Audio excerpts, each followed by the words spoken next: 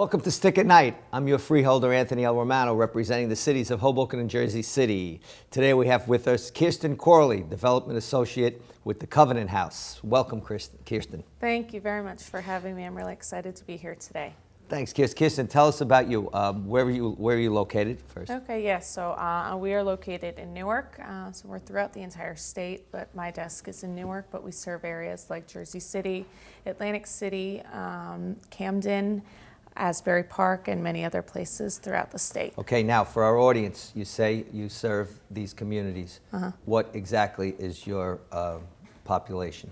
So yeah, we're 18 to 21 homeless youth. Yeah. Well, that's, and obviously for those of us here, especially in this county, especially in Hoboken and Jersey City, the homeless population is very large. Yeah. And usually we see them as adults, and you target 18. Yeah, so we do, that's our goal, is to target 18 to 21-year-olds so they don't become a part of the homeless adult population. Of the 9,000 homeless youth we'll see throughout the state of New Jersey, we'll see 2,000 come through the doors of Covenant House, New Jersey, through either of our crisis centers located in Atlantic City or Newark. And what do you do in Hudson County? So I live in Hoboken, so that's my involvement here. This is home for me. And we have our outreach team looks in Jersey City specifically to try and find the homeless population there. And Hoboken, because we have Hoboken, a large yeah. homeless population. Yeah, so I mean, we go throughout the entire state, but we initially targeted Jersey City when we first started, but we go throughout the entire state trying to find anyone between the ages of 18 to 21 to try and help serve and provide our services so they don't end up the adult homeless population. Now, Kirsten, are you any way involved with Covenant House of New York? Yeah, so Covenant House New York, that's the headquarters, so that's international, and everyone falls under the umbrella of Covenant House International. New York will serve, their age is a little bit higher, so I think they are 17 to 22 is their age range. So it's a little different based on states, but New Jersey, we have our age range of 18 to 21. Now, do you have outreach coordinators that go out, say, for example, in cold nights looking for the homeless, or usually you see that this demographic comes to you? How do you? Yeah, so we have an outreach team. That's kind of the first step along the journey of people coming to Covenant House. Is our outreach team has vans, and they drive throughout the state looking in abandoned buildings. They are looking for these age groups of people, and they know exactly where to look. They know the state well enough. They know neighborhoods and communities well enough that they build relationships within communities, and it comes referred, it comes us finding them, and people come on their own will. Our doors, we're open door policy, but it's everyone staying on their own will. There's nobody state mandated to be there, so it's a lot of a choice program of those who find us. Do you see that a lot of this youth come that want to voluntarily come in, or are they wary, or how do you see? I think anyone's wary of, when you think of a homeless shelter, there's the stereotypes of, am I going to have to fight for a cot? Is it going to be scary? We talk to our kids, and when they think of a homeless shelter, they think of adult homeless shelters where there's drugs, there's addiction, there's abuse, and there's a little bit of fear there.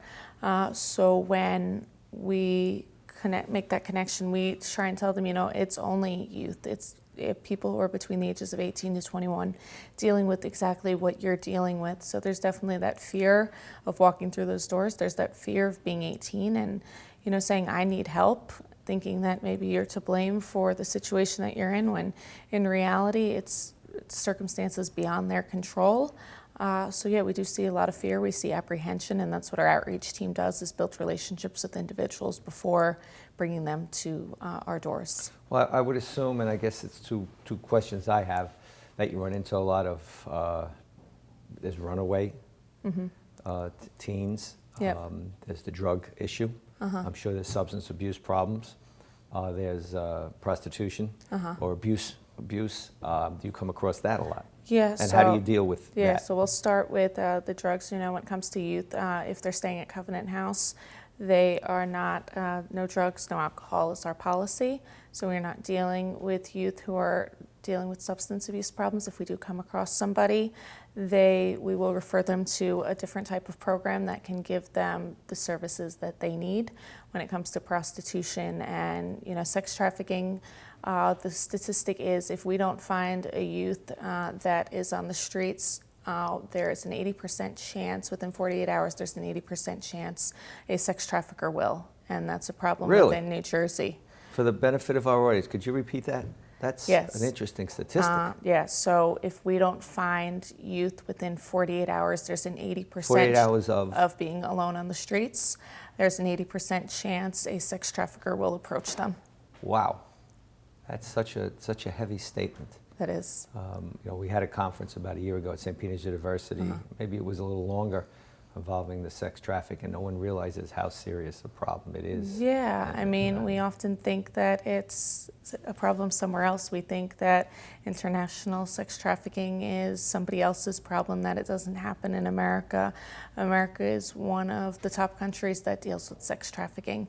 And, our job is to try and find these youth before traffickers do. They target homeless kids because they're vulnerable. They target our homeless population because they need something. When you have a gun, when you have drugs, those are things you can sell, and then you don't have it anymore. Your body you can sell over and over and over again, and that's what these people do to our kids.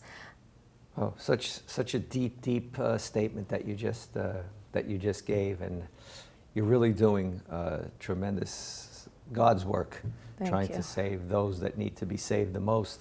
And hopefully there's a lot of happy endings, either return to families or building the confidence up. I'm assuming you're trying to build up their confidence, self-esteem. Do they go on to be to further their education? Yeah, or so get that's part of our employment? structure is the program of either education or employment, and we put them on 2 paths upon coming to the Crisis Center.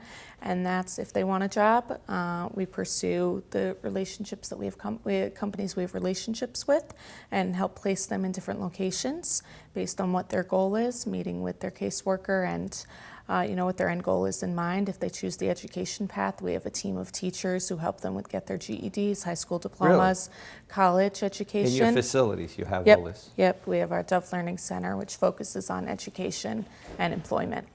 Well, when we come back from commercial break, we're going to continue this discussion with Kirsten Corley from Covenant House to discuss an area that is so heartbreaking, but yet at the same time, the work that's being done by Kirsten is phenomenal. We're right back with Stick at Night. I'm your freeholder, Anthony Romano.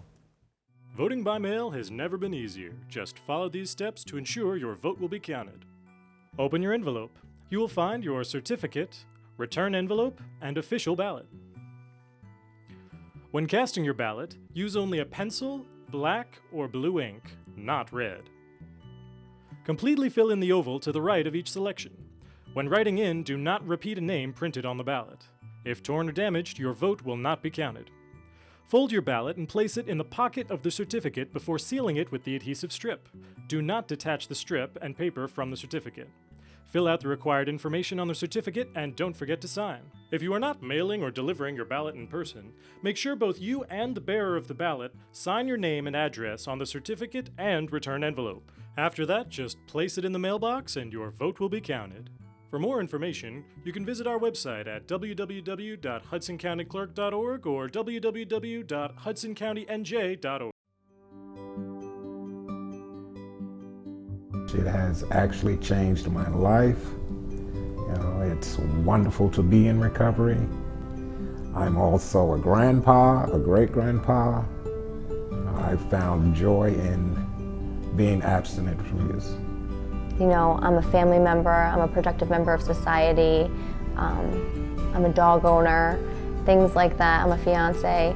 So I think that recovery means on such a broad scale, there's so many different layers to what recovery means to me. We're just like everyone else. We have heart and soul. It's just that we have this substance abuse disorder and that we're dealing with that. And if anything, it makes us a little bit stronger. The most important thing for people in the communities to know is that they're just like anyone else. And that they don't necessarily want to be doing the things that they're doing, and it's a chronic illness and it's a chronic disease that needs to be addressed as so.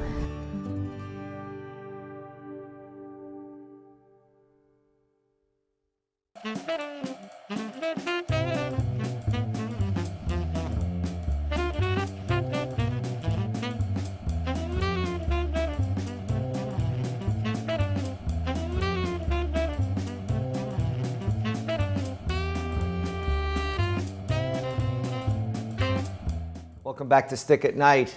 I am here with Kirsten Corley from Covenant House. And Kirsten, some of the stories are so sad, but yet from what you're saying, there's hope for many. Your success rate, what was that about at percentage-wise? It's a little hard to gauge our success because, based on kids, some have success, some don't. Some come back multiple times to our shelter because they don't get it right the first time. These kids are coming from backgrounds that aren't full of structure. So you bring them into our shelter and they have to be in at 9 o'clock. They have to be out in the morning. They have to be between 9 and 5 doing something productive through our programs, whether that's So our... they're monitored. You don't just say, okay, come back at 5 o'clock. Nope. We have a program structured throughout the entire day, whether it's writing workshop, music lessons, knitting, art class, computer literacy. So we have programs throughout the entire day that help get them to the next step of whatever their goal is that they want to achieve. Now, I'm assuming you have a degree in social work, or what's your background? I don't actually. I had studied at Stockton University in South Jersey, and I studied English and creative writing.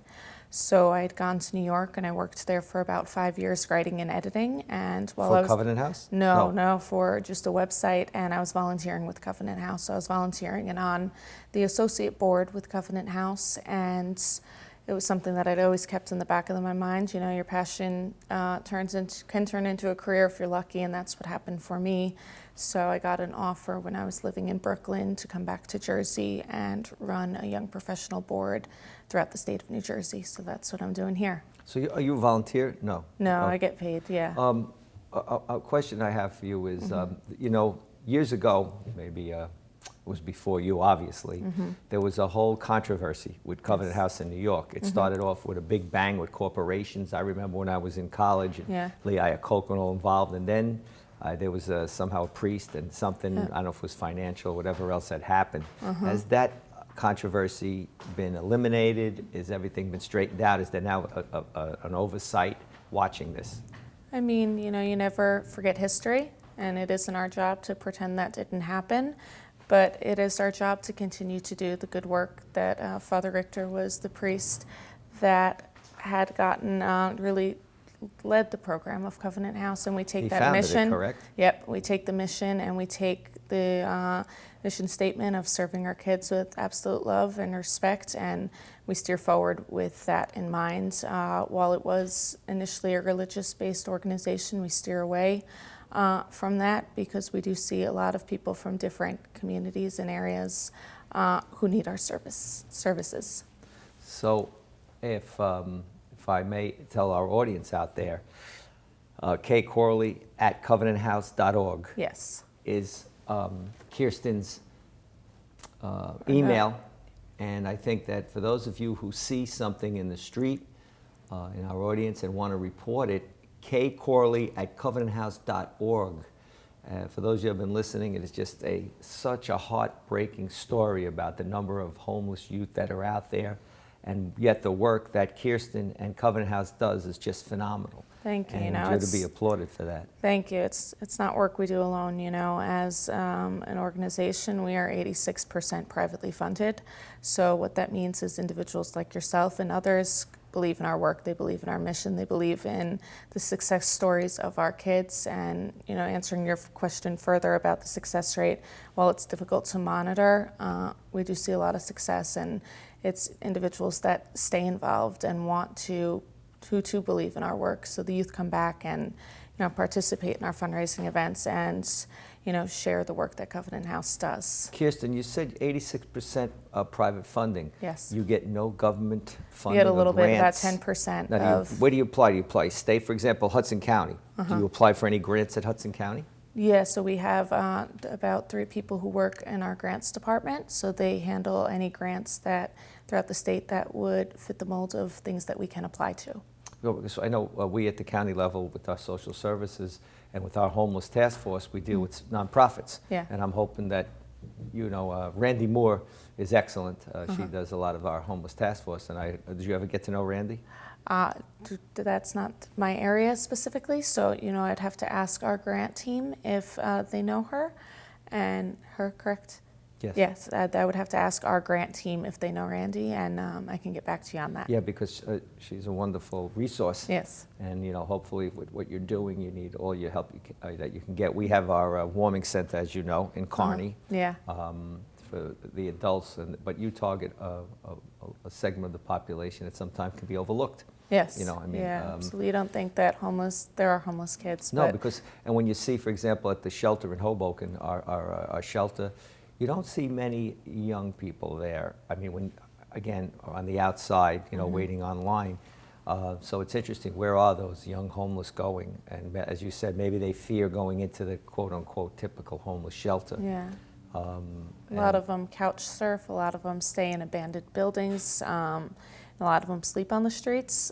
So there is that fear, even though it's a service, there's the fear of being that young and going to a shelter when everyone has those stereotypes of what a shelter is so like. So it takes a while for you when you first engage with them to convince them to come, or you find that they're receptive right away, or no? No. Wow. I mean, it's our outreach team building relationships like anything, you know. You don't do anything unless you build a relationship with an individual first. So our kids are the same way, you know. So it's our team providing food, it's our team providing clothes, it's saying, what do you need? On site. Yep, yeah, so it's going to find wherever these individuals are in the streets, you know, we have a van full of supplies, and it's starting to build a relationship and then bringing them Well, we've in. been fortunate. It was a very mild winter.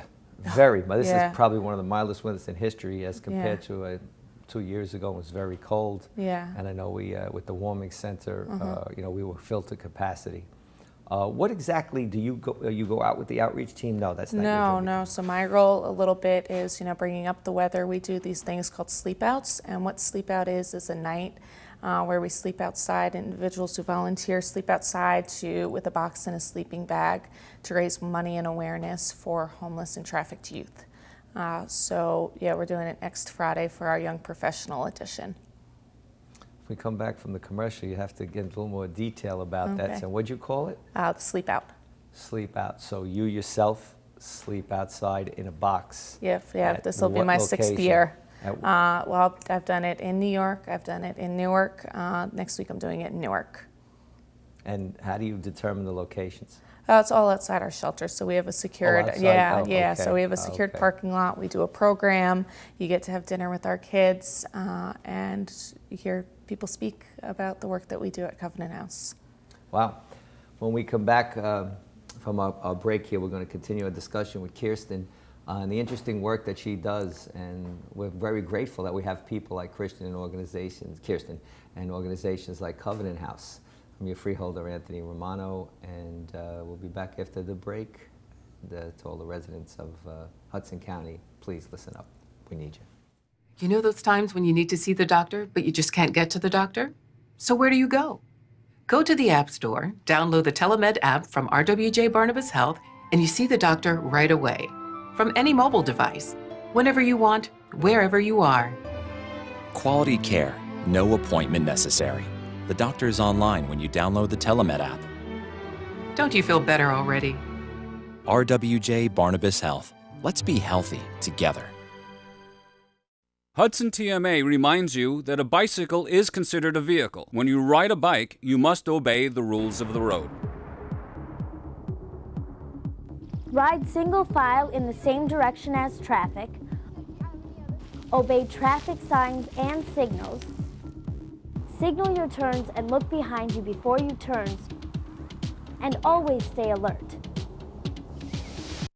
Most women who give birth recover without problems, but any woman can have complications after the birth of a baby. Learn the post-birth warning signs, such as fever, headache, chest pain, shortness of breath, increased bleeding, or thoughts of hurting yourself or someone else. Knowing these can save your life or the life of someone that you love. Trust your instincts. If you feel something is wrong, call and get evaluated by your healthcare provider. If your symptoms get worse or you do not hear back from your physician, call 911 or go to the nearest emergency room. RWJ Barnabas Health. Let's be healthy together.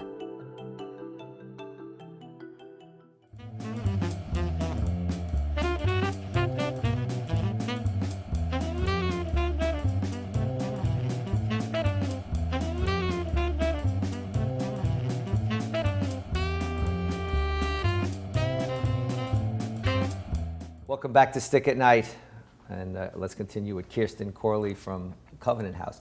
Kirsten, do you go out to different corporations to speak? Is that one of your roles also? Yeah. So we definitely build corporate relationships. We have Audible is one of the people, but a lot of it is peer-to-peer fundraising. So it's me going out and meeting people one-on-one and trying to get them involved. And if they have a company that might be interested, then we pursue it that way. I lead our board of young professionals. So we have about 55 young professionals throughout the state, about 25 in Hoboken.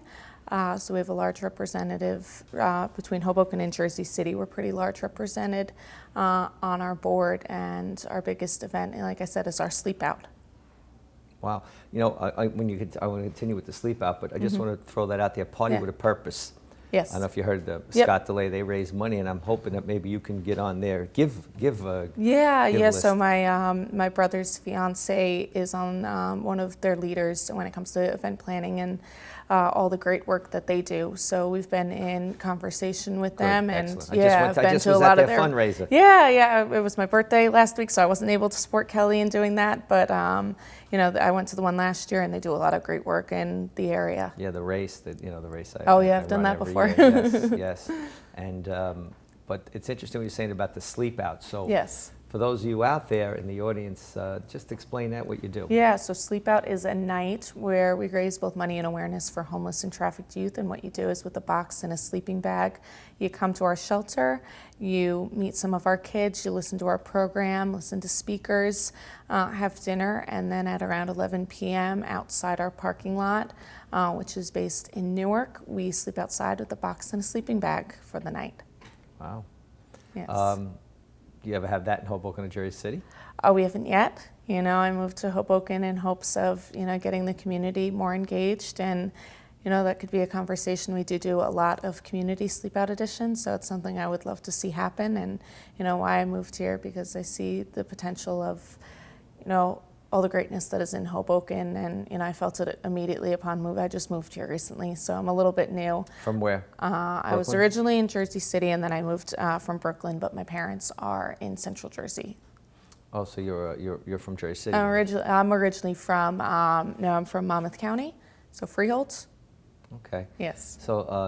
So you're going to engage more in Hoboken and Jersey City. Yeah, I think it's important that a lot of the organizations get to meet you and know you. Yeah. Because there is so many people that want to help the homeless. And I know in Hoboken we were trying to get away from, the city government, from just giving money to the homeless on the street. That's where they put those homeless meters in. Because no one knows what they're going to do with that money unless it's structured. And Jackie Cherubini does a great job with our homeless shelter. Do you know Jackie? I had gotten to meet a few people in their office, which we have was the really gala nice. every year. December. I support a big supporter of Jackie in the Hoboken homeless shelter. Yeah. So I'd gotten to meet a few people in the mayor's office, and we had really interesting conversations about what's been going on in Hoboken. Well, what's happening too is they've outgrown that location in reality. And that's the tough part, because people are coming from all over to engage in dinner, and it's just too small. Yeah.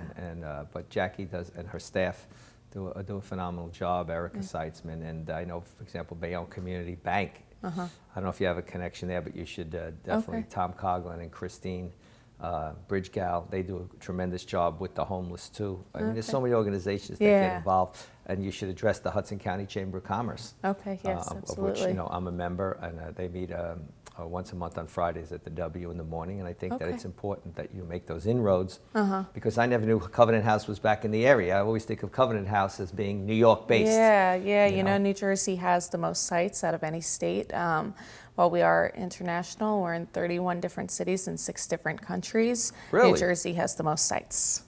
really, you're in different countries. Yep, yeah, I had the opportunity to go to Guatemala a few years ago, which was an eye-opening experience because serving homeless and trafficked youth internationally is very different. It's very similar, but there are differences. What do you do if you, I'm hoping that the answer is that you've come across and were able to work with law enforcement when you come across these sex traffickers.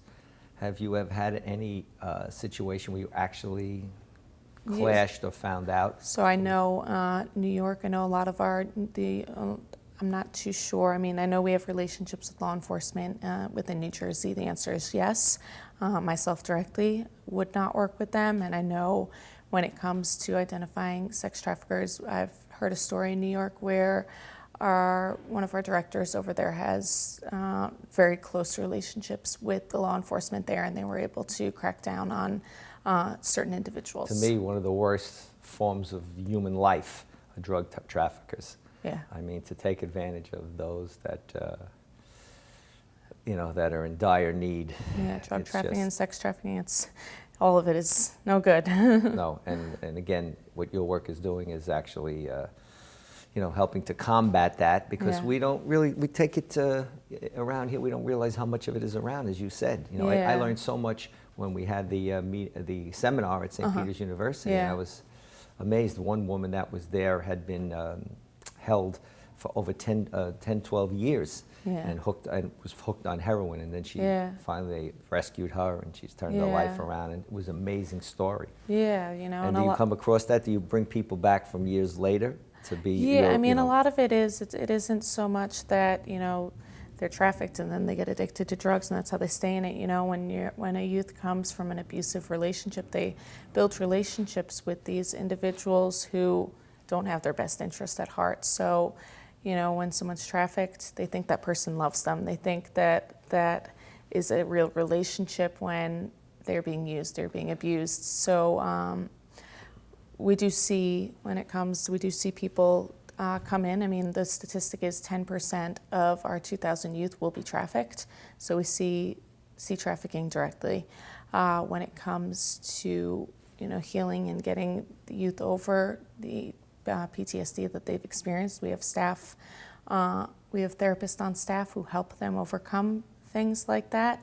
And sometimes people who do endure sex trafficking don't want to go back to that and don't come back to Covenant House ever again once they get over that part of their life.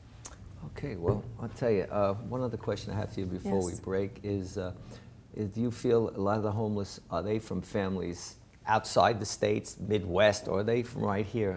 Do they live around here? Yeah, I mean, it's, you're asking about the families that homeless youth come from. Right. Yeah, so we see about 50% come from the foster care system. A lot of the families are just abusive families and the kids want to run away from it. When it's safer to be on the streets than it is to be in your own house, then you have a home problem. So it isn't, we see there's families here that are here dealing with some of the issues. Wow. Well, for Stick at Night, I'm your freeholder, Anthony Romano. This is a serious subject, and Kirsten, thank you for what you do. Thank you and for having me. And please, everyone, if we can help Covenant House in any way, please let's do it and help eradicate this horrible situation that we have here. Thank you.